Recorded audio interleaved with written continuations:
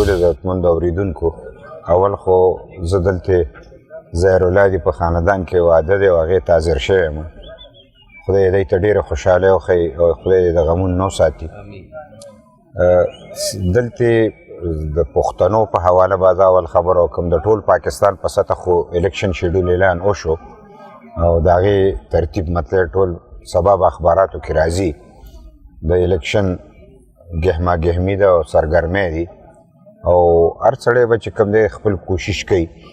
زما د ټول پاکستان خلکو ته دا خواست دی چې هغه چا لوټ ورکړي چې کوم مطلب په سیاست کې مستقل مزاج دی، د یو خاص مخصوص نظریه او د سوچ سره چې کوم دی په ښه او بد دواړو کې کلک ولاړي.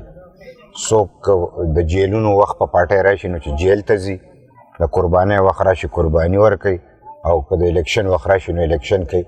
یعنې د خپلې پارټۍ وفاداري هغه رنګ خلکو ته چې کوم دی نو اهمیت پکار دی.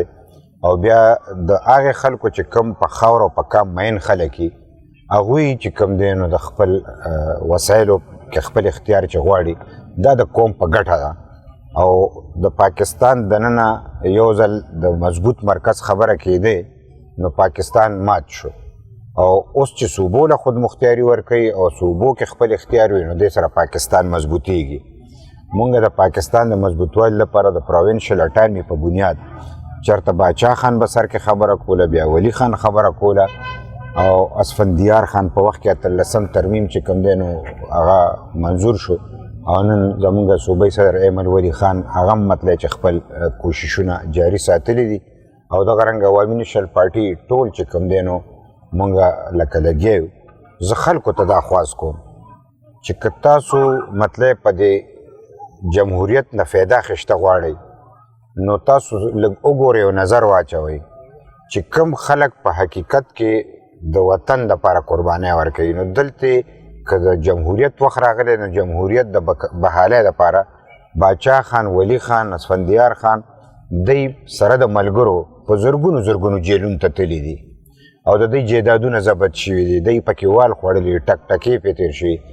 خو داسې چرې نه دي کړي چې شپه په شپه باندې خپل اړخ بدل کړي او مطلب چې خلک ورته وي چې افرین لکه د سختې ځای پرېږدي او راتې ته راشي. ای قربانۍ ته غاړه ایښې وه او تر دې وخته پورې مطلب چې په دې دغه کې د مطلب پاکستان کې مونږه د صوبۍ خودمختارۍ، د جمهوریت، د آئین د بحالۍ او د شفاف الیکشن دپاره چې کوم دی مونږ خپله منډه ترړه وخو او په خپله خزانه کې لکه NFC واټ کې خپله حصه مونږ په دی منلې ده.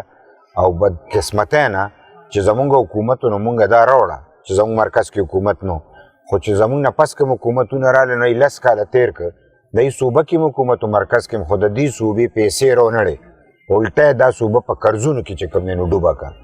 او زه په دې بنیاد ویم زه د چا نوم ځکه نه علم چې زه جرنل عامو خلکو ته دا اپیل کوم چې تاسو په دې باندې په خپله سوچ وکئ چې ستاسو په رښتیا د حقدار مطلب چې څوک دی.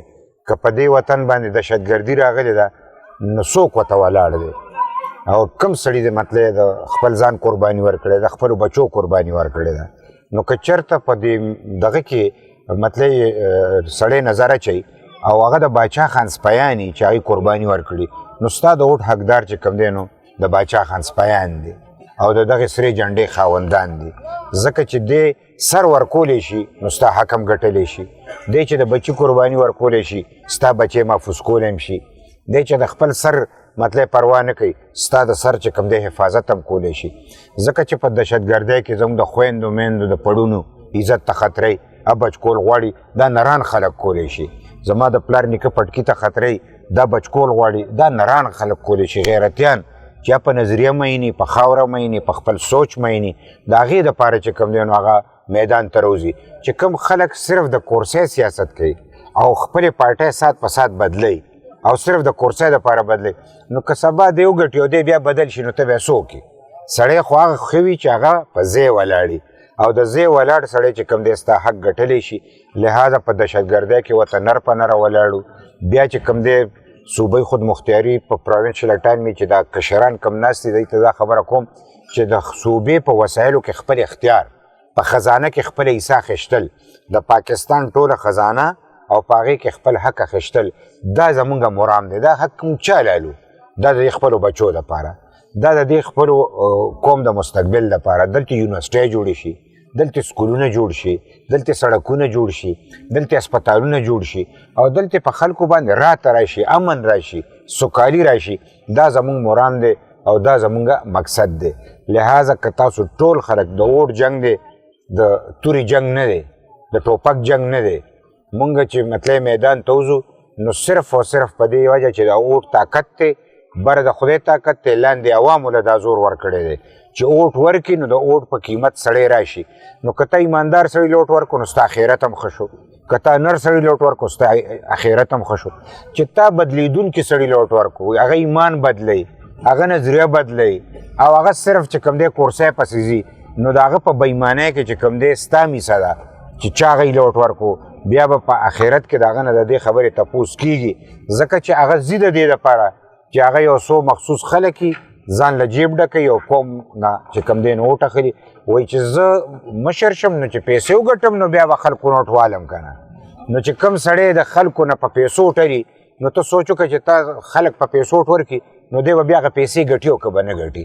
لہذا قوم ته مې خواست دی چې ډېر په سوکالۍ سره د قوم خبره ده، د وطن خبره ده، د خویندو د میندو د عزت خبره ده، د پلار نیکه د پټکي خبره ده، د دې خاورې د آبادۍ د ازادۍ او د امن خبره ده. او زه خواست کوم او منت کوم چې تاسو دا دنیا خشته کوئ آخرت، نو زه کم سے کم تاسو ټولو ته ویلی شم تاسو دلته ملګري ناسته مې چې ما مشري کړې ده، ما وزارت کړی دی، ما ایم پی توپ کړی دی، ما ډیډک چیرمني کړې ده. که ما د یوې پیسې بېایماني کړي نو زه د شهید زوی په سر قسم خورم چې ما د خدای په دې دنیا هم سزا راکړي او په آخرت کې هم د سزا راکړي. نو که چېرته زه دا همره صفایي کوم د دې مطلب دا شو چې مونږ مطلب دی تاسو نه وټلو نو خپل ایمان هم تیرو او تاسو ته هم دا وایي چې ستاسو پیسه به ضایع کوو نه، په ایماندارۍ او په تاسو باندې لګو. لہذا د دغې خزانې د دننه خپل حصه اخیستل اجمل صاحب وایي چې ستا په رضا زما رضا ده ربه، کاڼي هم نس پورې تړلی شم، خو چې بل خامار په خزانه ووینم آخر انسان یم څنګه غلی شم. او بیا اجمل صاحب وایي په دواړو سترګو به میخونه وو، په خوله به هم ځان ته مهرونه وو، خو چې د غلې په خمبو ته کېناستې لوږې ته څنګه دیوالونه وو. جنګ چې کوم دی د خېټې دی، د اقتصادیاتو دی، دا غریبي ختمول دي، د غریبانانو د دې خبر علاج کول دي، ګراني ختمول دي. دلته د وړو خبرې ته وګوره، دلته د بجلۍ خبرې ته وګوره، هر شی اسمان سره خبره کوي. ځکه چې حکمرانان خېټې ډکوي او دلته چې کوم دی نو لاندې غریب ته نظر نه کوي. لہذا مختصر به کم او پښتنو ته به د اتفاق او اتحاد خبر وکم چې خاص کر په دې کې پښتانه د خپل پارټي وپېژني، خپل مشران دې وپېژني، خپل مرام دې وپېژني. او د اجمل صاحب په دې شعر به د نجات غواړم چې ای پښتنو، ای لیونو پښتنو، ای تسنه شوي پرګنو پښتنو، راځئ چې کور کې مارکه شو سره، د سیالۍ وخت چې جرګه شو سره، دنیا بدلیږي ورته ځان بدل کو او دا د ظلم زور خوړلی ګلستان بدل کو. سلام.